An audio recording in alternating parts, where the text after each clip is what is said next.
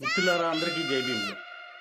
ఈ నెల 23వ తేదీన విశాఖపట్నం డాక్టర్ అంబేద్కర్ భవనంలో భీమసేన వారి ఆధ్వర్యంలో ఈ భారత రాజ్యాంగం లేకుండా భారతదేశం మనుగడ సాధిస్తుందనే అంశం పైన గొప్ప మహాసదస్సు జరుగుతుంది.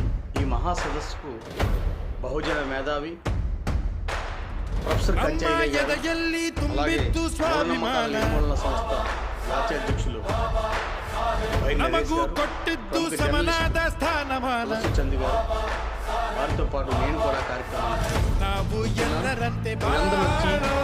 23 మహాసదస్సు జయప్రదం చేయాలని చెప్పి ఏమైపోయే వాళ్ళము అంబేద్కరు లేకుంటే ఏ చీకటి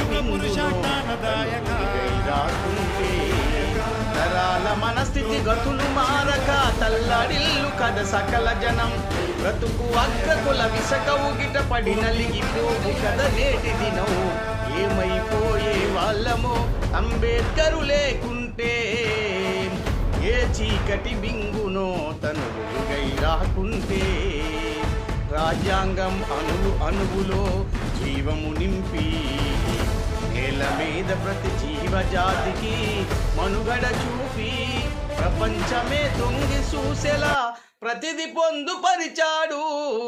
విశ్వములో ఉన్న జ్ఞానులకు గురువులాగా నిలిచాడు.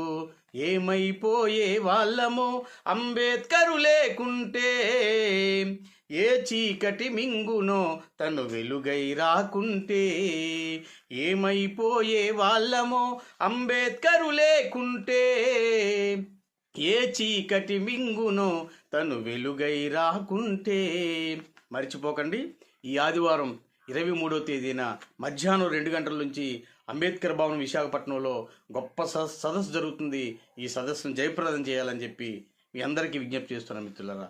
జై భీమ్, జై బుద్ధ, జై భారత్.